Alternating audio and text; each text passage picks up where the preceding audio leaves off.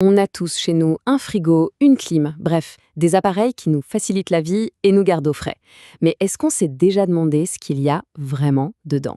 À l'intérieur, il y a des substances invisibles qui font tout le boulot.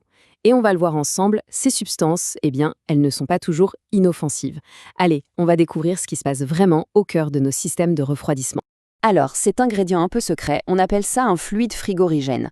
C'est vraiment la clé de notre confort. Mais attention, comme tout ingrédient qui a du pouvoir, il y a un mode d'emploi. Et ce mode d'emploi, il est juste vital de le respecter à la lettre. Parce que oui, il y a un risque.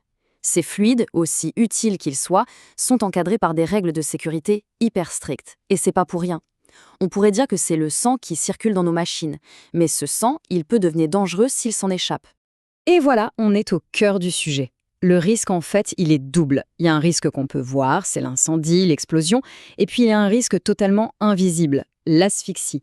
C'est quand le fluide, tout doucement, prend la place de l'air qu'on respire. Deux scénarios qu'il faut à tout prix, absolument, éviter.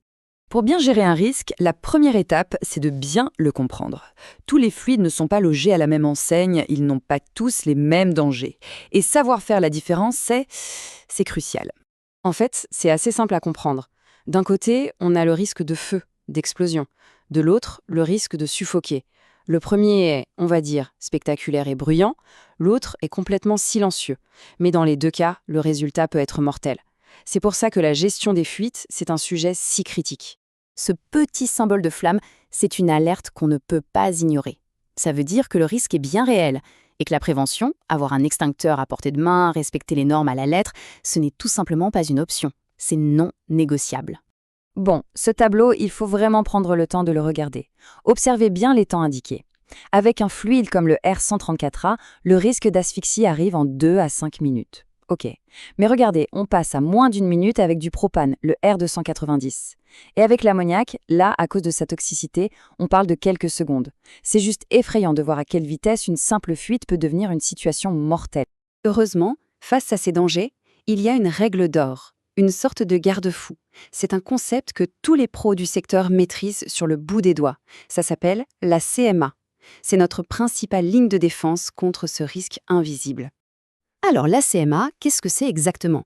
Imaginez une sorte de seuil d'alerte à ne jamais dépasser.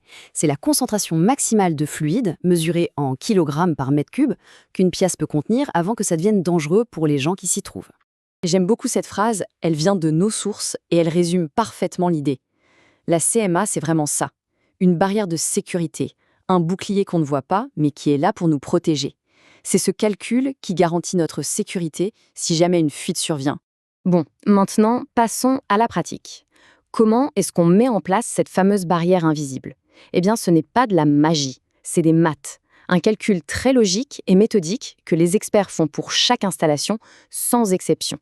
En fait, le principe derrière le calcul est plein de bon sens. On prend la quantité totale de fluide qu'il y a dans l'équipement et on la divise par le volume de la pièce où il se trouve. Le but, c'est de savoir quelle serait la concentration dans l'air si, par malheur, tout le fluide s'échappait d'un coup. Et ce résultat doit absolument être plus bas que la CMA pour que l'installation soit jugée sûre. Les professionnels y suivent une méthode très rigoureuse, en 4 étapes. D'abord, on évalue l'espace. Est-ce que c'est un bureau ouvert au public ou un petit local technique? C'est pas la même chose. Ensuite, on doit tout savoir sur le fluide, surtout sa limite inférieure d'inflammabilité, la LII. C'est la concentration à partir de laquelle il peut prendre feu. Troisième étape, on vérifie si la concentration potentielle en cas de fuite dépasse la limite de sécurité. Et enfin, si la réponse est oui, on passe à l'action. C'est une approche systématique qui ne laisse rien au hasard. D'accord. Mais alors concrètement, qu'est-ce qui se passe si le calcul nous dit attention, risque potentiel. C'est quoi ces fameuses actions? Eh bien, ce sont des mesures très concrètes qui permettent de transformer la théorie en sécurité bien réelle. Voilà les solutions possibles. Si la quantité de fluide est trop grande pour la taille de la pièce, on a plusieurs options.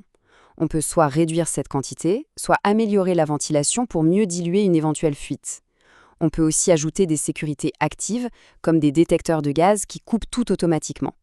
Et puis, il y a la solution la plus radicale et souvent la plus simple. Si c'est possible, on met l'équipement dehors. Là, au moins, une fuite se dissipe dans l'air sans aucun danger. Bon, après avoir entendu tout ça, la question est légitime.